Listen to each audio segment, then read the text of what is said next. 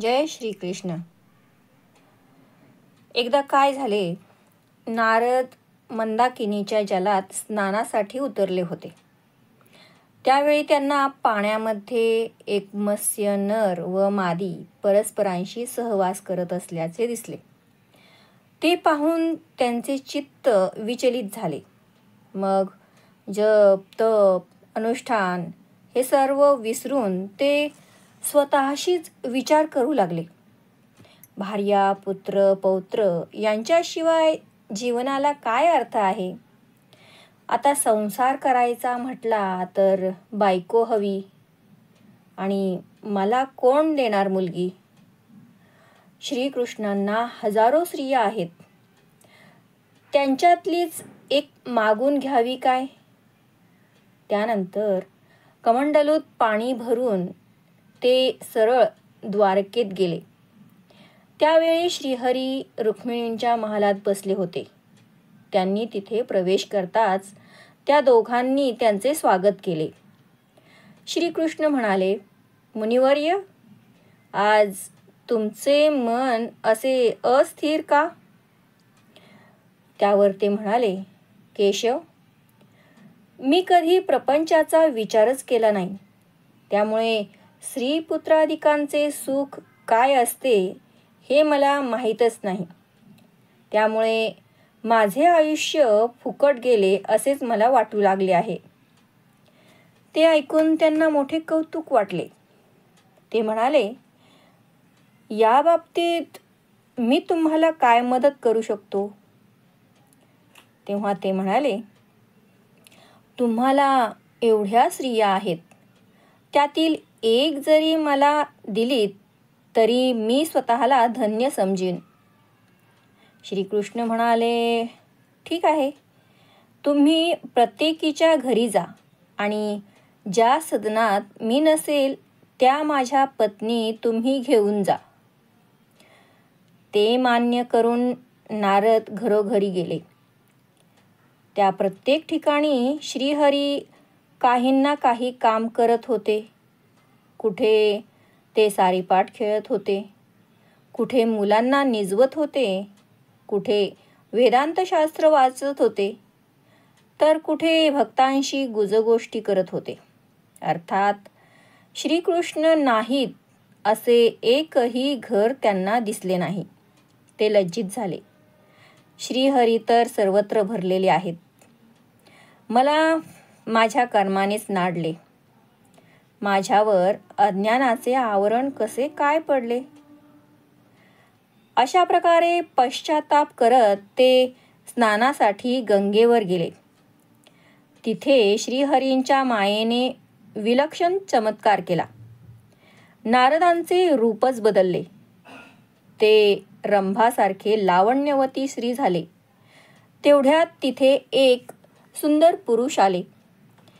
या नारदी त्यांच्यावर भाळल्या. तेही कामातूर झाले. त्यांनी त्यांच्याशी संग केला. त्यामुळे त्या गरोदर झाल्या. त्यांनी 60 पुत्रांना जन्म दिला. प्रभव, विभव, शुक्ल, प्रमोद इत्यादी 60 संवत्सरांची नावे त्यांच्या पुत्रांवरूनच पडली आहेत. नारद ज्ञानी होते. सातत्याने स्त्रीचे ध्यान केल्यामुळे आपण स्वतःच स्त्री झालो आहोत हे त्यांच्या लक्षात आले. अनर्थ झाला होता. आता सुटकेचा उपाय शोधणे क्रमप्राप्त होते. म्हणून हे श्रीहरी, तुम्ही मला या स्थितीतून सोडवा असे म्हणून ते श्रीकृष्णांची करुणा भाकू लागले. तेव्हा त्यांना पुन्हा पूर्वरूप प्राप्त झाले.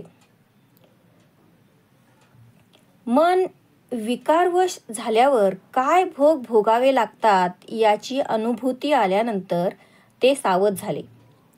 नदीतून बाहेर आल्यावर ते तीव्र तपश्चर्या करू लागले आणि नारायणांच्या ध्यानात मग्न होऊन नारायण स्वरूपच होऊन राहिले. धन्य धन्य ती कृष्णकृपा. तिने नारदांना कृष्णरूप केले. रुक्मिणींचा भाऊ रुक्मी भोजकोट नगरात राहत होता.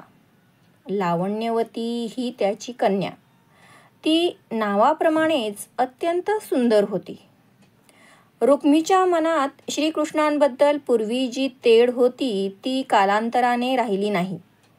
लावण्यवतीचा प्रद्युम्नाशी विवाह करून देऊन त्याने त्यांच्याशी सख्य केले. या लग्नासाठी श्रीकृष्ण व रुक्मिणी सर्व यादवांसह भोजकोट नगरास गेले होते. रुक्मध्वज हा रुक्मीचा पुत्र, पद्माक्षी ही त्याची कन्या.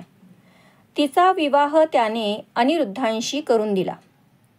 अशा प्रकारे रुक्मीची बहीण, त्याची कन्या आणि नात या तिघी लग्न होऊन यादव कुळात आल्या. पद्माक्षीचा विवाह थाटामाटात संपन्न झाला. त्यावेळी रुक्मीच्या आमंत्रणावरून श्रीकृष्ण रुक्मिणी, बलराम रेवती, प्रद्युम्न उषा, सर्व यादव व देशोदेशीचे राजे भोजकोटास आले होते. एका निवांत वेळी रुक्मिणीने द्यूत खेळण्याचा मानस बोलून दाखवला. त्याला बलरामांनी होकार दिला. आरंभी सहस्रमुद्रांचा पण लावून रुक्मी व बलराम द्यूत खेळू लागले. तो डाव रुक्मिणी जिंकला. मग 1,00,000 मुद्रांचा पण लावून खेळ सुरू झाला. तो डाव बलरामांनी जिंकला. पण रुक्मिणीने मी जिंकलो असा खोटाच ओरडा केला. बलराम म्हणाले, खोटे बोलू नकोस, डाव मी जिंकलेला आहे म्हणून मुकाट्याने मुद्रा टाक. पण तो ऐकेना. त्याच्या भोवतालच्या राजांनीही त्याच्या बाजूनेच खोटी साक्ष दिली. त्यामुळे बलराम जास्तच चिडले.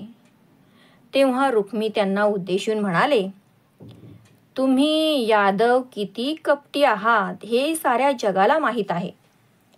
खोटे बोलणे, कारस्थाने करणे हा तुमचा स्वभावच आहे. तुम्ही कंसांना कपटाने मारलेत, रुक्मिणींना चोरट्यासारखे पळवून नेलेत. तुमच्या नीचपणाबद्दल बोलावे तेवढे थोडेच. ती निंदा ऐकून त्यांचे मस्तक भणाणले. बघता बघता खेळाचे पर्यवसान वितुष्टात झाले. तेवढ्यात आकाशवाणी झाली, हा पण बलरामांनीच जिंकलेला आहे, रुक्मी खोटे बोलत आहे. ते ऐकून बलराम ताडकन उठले आणि मंडपाचा खांब उपटून रुक्मीवर धावले. त्यानेही खड्ग उगारले, पण त्यांनी त्याला हल्ल्याची संधीच दिली नाही. त्यांनी तो खांब त्याच्या डोक्यात घालून त्याचा कपाळमोक्ष केला आणि त्याची बाजू घेणाऱ्या राजांनाही उभे आडवे झोडपून काढले. त्यामुळे तिथे एकच पळापळ झाली. तो गोंगाट ऐकून श्रीकृष्ण स्वतः धावले. रुक्मीला रक्ताच्या थारोळ्यात पाहून त्यांना वाईट वाटले. त्याच्या वधाने त्या मंगल प्रसंगाला गालबोट लागले. श्रीहरींनी रडणाऱ्या रुक्मिणींचे सांत्वन केले आणि रुक्मीच्या मृतदेहावर अग्निसंस्कार करून यथाशास्त्र उत्तर कार्यही केले. तेव्हा द्यूत क्रीडेत जे काही घडले त्यात रुक्मीचाच दोष होता हे सर्वांनी मान्य केले. श्रीकृष्णांनी त्याच्या पुत्राला गादीवर बसवले आणि अनिरुद्ध, पद्माक्षी यांना घेऊन द्वारकेस परतले. बलरामांच्या क्रोधाचा फटका आणखी एकदा बसला, तो कौरवांना. त्याची हकीकत अशी आहे, जांबुवंतीचे पुत्र साम हे महाबलवान व शूर होते. दुर्योधनांनी आपल्या सुंदर कन्येचे हस्तिनापुरात स्वयंवर मांडले होते. त्या स्वयंवर मंडपात देशोदेशीचे अनेक राजे बसले होते. त्यात सांबई होते. नवरीला शृंगारून मंडपात आणण्यात आले तेव्हा सांबांनी वेगळेच धाडस केले. त्यांनी तिला सर्वांसमक्ष उचलले आणि रथात घालून वेगाने द्वारकेकडे निघाले. त्यामुळे एकदम आरडाओरडा झाला. संतापलेल्या दुर्योधनांनी, त्यांच्या बंधूंनी व अन्य राजांनी त्याचा पाठलाग केला. तेव्हा ते त्यांच्याशी युद्ध करू लागले. पण कौरवांनी त्यांना चहूकडून घेरले आणि बंदीखान्यात डांबले. हे वृत्त नारदांनी श्रीकृष्णांना सांगितले तेव्हा ते संतापले. हस्तिनापुरावर स्वारी करण्यासाठी त्यांनी यदुसेनेला सज्ज राहण्यास सांगितले. त्यावेळी प्रद्युम्नांनी स्वतः युद्धाला जाण्याची तयारी दर्शवली. पण बलरामांनी त्यांना जाऊ दिले नाही. ते स्वतः सैन्य घेऊन हस्तिनापुरास आले. नगराबाहेर तळ देऊन त्यांनी दुर्योधनांना आम्हाला भेटून जावे असा निरोप पाठवला. त्याप्रमाणे ते बंधूसह भेटायला आले. बलराम त्यांना म्हणाले, आपण आप्त आहोत म्हणून मी तंटा करू इच्छित नाही. तुम्ही सांबांना सोडा, त्यांना घेऊन मी परत जातो. त्यांना बंदिवान केल्यामुळे श्रीकृष्ण व प्रद्युम्न खवळले आहेत. ते ऐकून दुर्योधन म्हणाले, मग त्यांनाही युद्धाला घेऊन या. नवरी पळवून नेण्याची तुमची पद्धत सांबांनी आमच्यावर कशाला अवलंबली? आता काहीही होवो, आम्ही त्यांना सोडणार नाही. अशा प्रकारे आपला निश्चय सांगून ते तरातरा निघून गेले. तेव्हा बलरामांना कमालीचा संताप आला. कौरव असे वठणीवर येणार नाहीत हे ओळखून त्यांनी आपला नांगर बळाने फिरवून नगराच्या मध्यभागी रोवला. त्यामुळे भूकंप झाल्याप्रमाणे सगळे नगर हादरले. कित्येक घरे खचली आणि मोठ्या प्रमाणात मनुष्यहानी व वित्तहानी झाली. एकच हाहाकार माजला. दुर्योधनही धास्तावले. या संकटाबद्दल भीष्म द्रोणादिकांनी त्यांनाच दोष दिला. भीष्म म्हणाले, तुम्ही सांबांना सोडा, त्यांना आपली कन्या द्या. श्रीकृष्णाशी सख्य करणेच तुमच्या हिताचे आहे. त्यांनाही ते पटले. मग त्यांना घेऊन भीष्म व द्रोण बलरामांकडे आले. त्यांची समजूत काढून त्यांना शांत केले. दुर्योधनांनी सांबांची मुक्तता करून आपल्या कन्येचा त्यांच्याशी विवाह लावून दिला. वधूवरांना घेऊन बलराम द्वारकेस परतले. धर्मराजा म्हणजे युधिष्ठिर इंद्रप्रस्थास राहत असतानाची ही गोष्ट आहे. द्रौपदी या 5 पांडवांच्या पत्नी. नारदांनी त्या प्रत्येकांना द्रौपदींच्या सहवासाचे वर्षभरातील 2 महिने 12 दिवस वाटून दिले होते. एकाजवळ तितके दिवस राहिल्यावर यज्ञोत्पन्न द्रौपदी अग्निप्रवेश करून शुद्ध होत असत व मगच दुसऱ्याकडे जात असत. त्या एकाकडे असताना अन्य 4 कोणीही त्या दोघांच्या एकांताचा भंग केल्यास त्याने 12 वर्षे तीर्थयात्रेस जाऊन प्रायश्चित्त घ्यावे असेही नारदांनी सांगितले होते. एके दिवशी एक ब्राह्मण धावत धावत अर्जुनांकडे आले व म्हणाले, काही दुष्टांनी माझ्या गायी पळवून नेल्या आहेत, त्या सोडवून आणा. ते ऐकून त्यांनी आपल्या सेवकांना शस्त्रे आणण्यास सांगितली. ते म्हणाले, आपली शस्त्रे जिथे ठेवली आहेत तिथे धर्मराज व द्रौपदी एकांतात बोलत बसले आहेत. ते ऐकून अर्जुनांना प्रश्न पडला. काय करावे हेच त्यांना सुचेना. शेवटी निजकर्तव्य पार पाडण्यासाठी त्यांनी त्या सदनात प्रवेश केला. त्यांना पाहून द्रौपदी लाजल्या. त्यांनी शस्त्रे घेतली.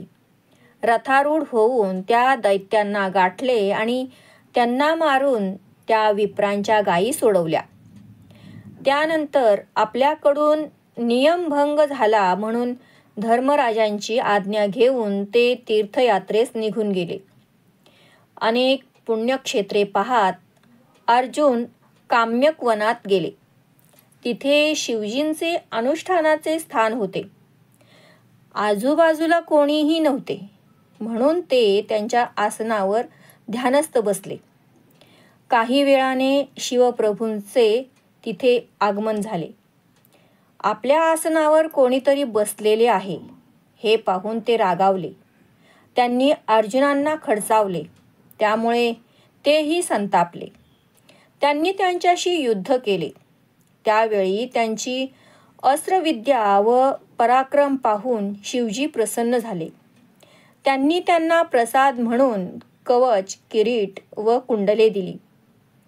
अर्जुन रामेश्वरास गेले असताना त्यांची मारुतींशी भेट झाली.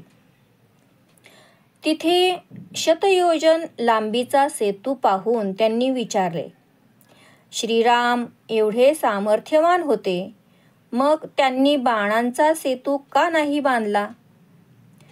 मारुती म्हणाले, त्यावेळी एक एक वानर प्रचंड काय होता. त्यांच्या भाराने सेतू भंगला असता, म्हणून त्यांनी तसे केले नाही. मग अर्जुन म्हणाले, हे मला पटत नाही. आता मीच बाणांचा सेतू उभारतो आणि तुम्ही त्यावर चालून बघा. तुमच्या उडीने तो सेतू भंगला तर मी अग्निप्रवेश करीन. ही माझी प्रतिज्ञा आहे. आता तुम्हीही प्रतिज्ञा करा. ते म्हणाले, मी सेतू मोडला नाही तर तुमच्या ध्वजस्तंभाजवळ विराजमान होईन व तुमची आज्ञा पाळीन. ते मान्य करून अर्जुनांनी बाणांचा योजनभर लांबीचा सेतू बांधला. मारुतींनी त्यावर उडी मारताच तो ढासळला. आता प्रतिज्ञेप्रमाणे अग्निप्रवेश करणे भाग होते, म्हणून धनुष्यबाण खाली ठेवून त्यांनी चिता पेटवली. अग्निप्रवेश करण्यापूर्वी ते श्रीकृष्णांचे स्मरण करू लागले. भक्तवत्सल माधव त्यावेळी द्वारकेत होते. रामेश्वरास अर्जुन संकटात आहे हे त्यांनी ओळखले. दुसऱ्याच क्षणी ते भक्त कैवारी महाप्रभू विप्ररूप घेऊन हनुमंतांपाशी आले. त्यांनी विचारले, काय झाले? ही चिता कशासाठी पेटवली आहे? त्यांनी त्यांना सर्व हकीकत सांगितली. तेव्हा ते म्हणाले, पण याला कोणी साक्षी आहे काय? मारुती म्हणाले, नाही. ते म्हणाले, मग तुमच्या बोलण्यावर कोणी कसा विश्वास ठेवायचा? आता माझ्या समोर सेतू बांधा आणि त्यावर तुम्ही उडी मारून दाखवा. तेव्हा अर्जुनांनी पुन्हा सेतू रचला. श्रीकृष्णांनी आपले सुदर्शन चक्र अदृश्य रूपाने त्याखाली ठेवून त्याला आधार दिला. मारुतींनी उड्डाण करून त्यावर जोराने उडी मारली, पण तो मोडला नाही. तेव्हा विप्र म्हणाले, आता तुम्ही ठरल्याप्रमाणे यांच्या ध्वजस्तंभाजवळ बसा. मग त्यांनी आपले स्वरूप प्रकट केले. अर्जुनांचे व मारुतींचे सख्य करून दिले व म्हणाले, हनुमंत, अर्जुन, पृथ्वीवर दुर्जनांचा भार वाढलेला आहे. तुम्ही दोघे व मी मिळून त्यांचा संहार करायचा आहे. वायुनंदन, तुम्ही महावीर आहात. तुम्ही अर्जुनांचा सांभाळ करा. ते मान्य करून त्यांनी श्रीहरींना वंदन केले. श्रीकृष्ण द्वारकेस परतले.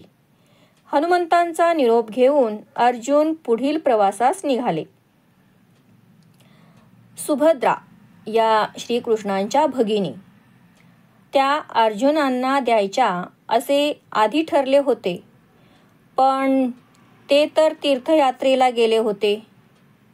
दुर्योधन गदायुद्धाच्या बाबतीत बलरामांना गुरु मानत असत, म्हणून ते त्यांना अनुकूल होते.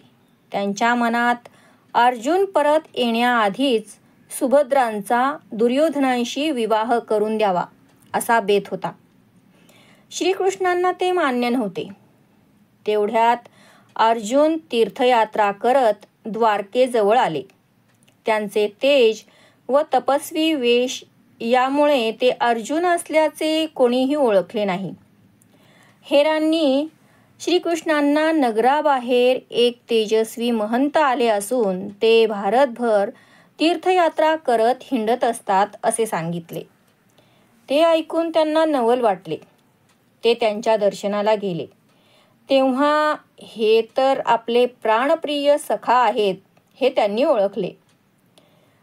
पण वरकरणी तसे काहीही न दर्शवता त्यांनी त्यांचा सन्मान केला व त्यांना 4 महिने द्वारकेतच राहण्याची विनंती केली.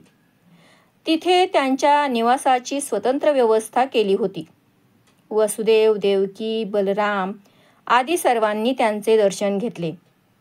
यादवही त्यांना पूज्य मानू लागले. द्वारकेजवळ रैवतक पर्वतावर महाशक्तीचे मोठे मंदिर होते. तिथे प्रतिवर्षी मोठी यात्रा भरत असे.